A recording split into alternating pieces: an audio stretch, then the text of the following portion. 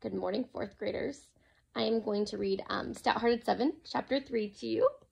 I have both of my girls in other rooms working on activities, so hopefully they'll allow me to get through the chapter. I would like you to read along in your book as I read this to you. I'm on page 21 of the Stout-Hearted 7, Chapter 3.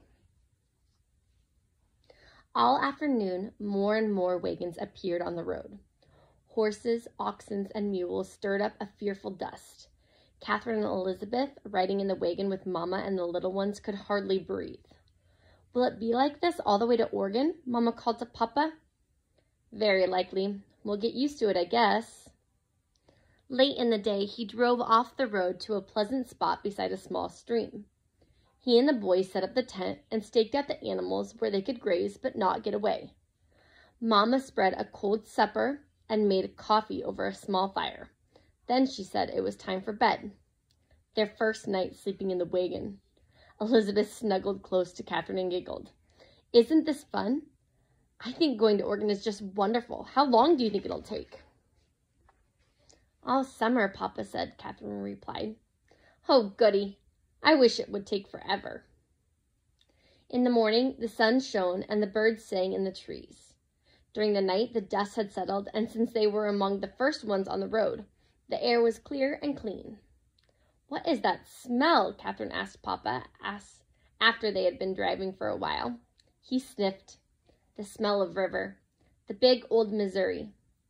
We're coming near the landing where we cross." He turned back the wagon cover at the front. Catherine stood behind the high seat. As the road turned, she could see the glint of sunshine on water.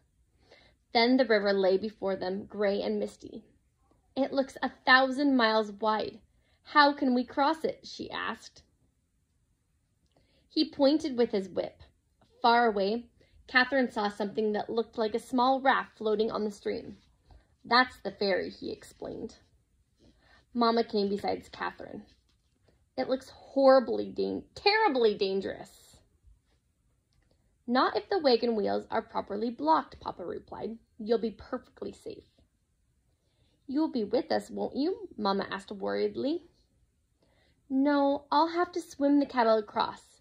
They aren't allowed on the ferry." "I'll be scared to death just looking at the water." "Then don't look. Stay inside. You don't need to see the river at all," Papa suggested. Catherine shuddered. "Papa, let's go back. Let's stay in Missouri." Papa turned his head. "Catherine, I'm surprised at you. You are a sager, remember? You can be brave and set a good example to the other girls. Promise me you will." Catherine drew a deep breath. "I'll try. That's my girl." As they swung around another bend in the road, Mama exclaimed, "Just look at all the wagons and people." Spread out like the spines of a great fan pointing down the river were rows and rows of wagons and tents. "How long will it take all of them to cross?" Mama asked. "I don't know," Papa replied. A guide gave him a numbered card.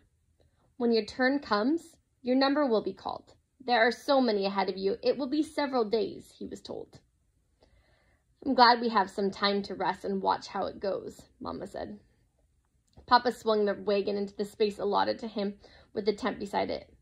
He and the boys led the oxen away to the grazing grounds, but kept the cow nearby. Mama insisted that Matilda and Louise stay with her, but Catherine and Elizabeth stood shyly watching other children who were playing games in an open meadow. Soon they were running and shouting like the others. "Going to Oregon got better every day," they told each other. Many families had been accompanied this far by friends and relatives. As parting time came near, much hugging and kissing went on. Shouts of goodbye, many tears, and last-minute words of advice. Then, as the ferry moved away and grew smaller in the distance, the weeping friends dragged themselves up the bank to their own horses and wagons.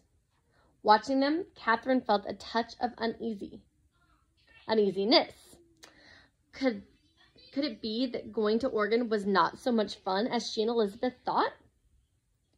When their own turn approached, Papa hitched Buck and Barney, their strongest team, to the wagon to hold it back as it slid down the incline to the ferry boat, then led them away. Catherine watched through the front peephole as Papa went to a waiting rowboat, tied Jake to the stern, and picked up the oars. The other oxen, one by one, followed Jake. Only Bossy seemed reluctant to get into the water, but John and Frank gave her a push, then ran for the ferry boat. Mama called to Catherine, "Better lie down so you won't fall if the wagon should lurch." Shouts, cries, sudden lunges, and they began to move out into the current of the wide Missouri, bobbing up and down like a chip. Louise screamed, and Mama cuddled her close. When Matilda whimpered, Catherine drew her up where she could hide her head in her sister's arms. Catherine's own teeth chattered, but she patted Matilda and murmured, There, honey, it's all right." It seemed hours before they heard John's shout, "Pa's across! I can see him going up the bank, leading Jake." Elizabeth could wait no longer. She scrambled up, steadying herself by grasping the churn, the sideboard, then the high seat until her eyes came to the peephole. There, just a little way beyond the ferry boat, lay beautiful, solid land once more. Catherine left Matilda on the feather bed and jumped up beside Elizabeth. They saw the workmen let down the gangplank. John untied the rope and held that held the wagon tongue. As the wagon rolled off the boat, he and Frank managed to guide it to one side where Papa could hitch on the oxen. Then he came now leading Jake, with all the others trailing behind.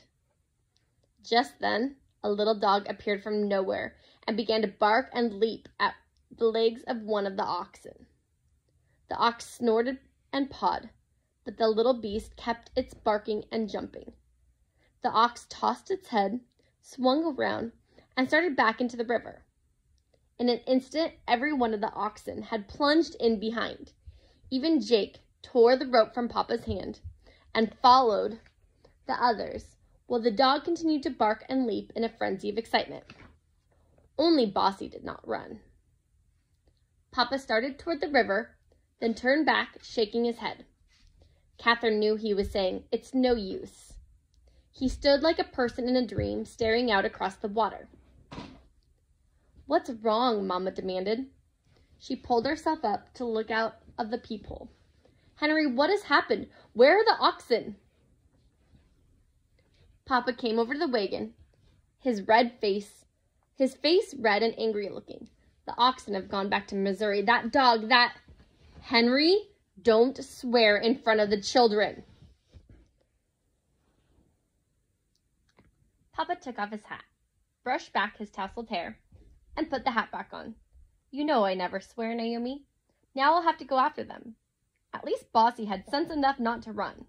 Tie her up, Frank, before she changes her mind. John, get a few men to help you roll their wagon farther off to the side. Take care of your mother and sisters till I come back. No telling how far I'll have to go." He leaped to the ferry boat, now ready for the return trip, and was soon out of sight. Mama sank to the floor again and moaned, "Oh, I knew we should never have left our home. I just knew it." Someone has to do something, Catherine thought. She lifted Matilda until she could see through the peephole. "See, there's Brother John. He's getting those men to help. They are going to give us a ride." As the wagon began to roll, she set Matilda down, took her doll from its hook, and said, "Hold Dolly, so she won't be scared." Then she picked up Louise. "Don't cry, baby. In a few minutes, John will come to get us." Mama sat up, wiping her eyes. "I'm sorry I went to pieces. I guess I'm not very brave." "You are too. You are the bravest one of all," Catherine said staunchly. Papa patted her head. "You are a great comfort to me. If only Papa comes back safely." "He will. That silly little dog. Oxen are stupid creatures, aren't they?" "No more stupid than I am." She laughed, and everything was all right again. John climbed in the back. "We're all set in a good place, Ma. Frank and I are hungry. Could we have some dinner?" "Of course. You slice some ham. Katie, cut up those cold potatoes left from breakfast while Frank builds a fire." The little camp looked very cozy, Catherine thought as she spread a dish towel for a tablecloth. It was a good thing they were near the river, since it was the only place with any shade. The new leaves on the cottonwood trees were still small, and the lovely green seen only in early spring. In the cool breeze, they fluttered like butterflies.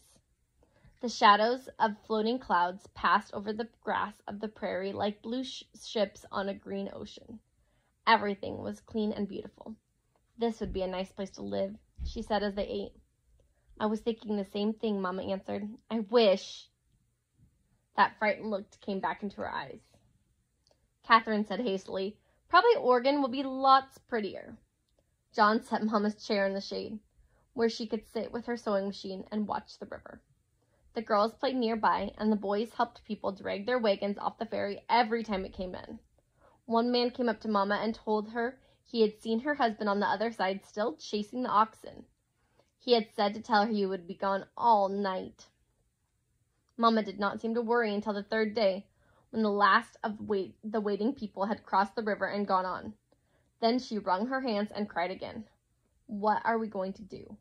How can we ever catch up with the others? I wish we had all gone back to Missouri. The oxen were the only ones with any sense. Just before dark, the boys called out that they could see a rowboat coming. The girls rushed down to the river. Sure enough, it was Papa, with a string of oxen behind the board, and beyond them 2 other men on horseback, swimming their mounts to keep the oxen from turning back. I don't know how to thank you, Papa said, when all were safely ashore, and the troublesome animals hobbled. Now that it was over, he could laugh as he told Mama. They went all the way back to our log house before I could catch them. Never saw them travel so fast.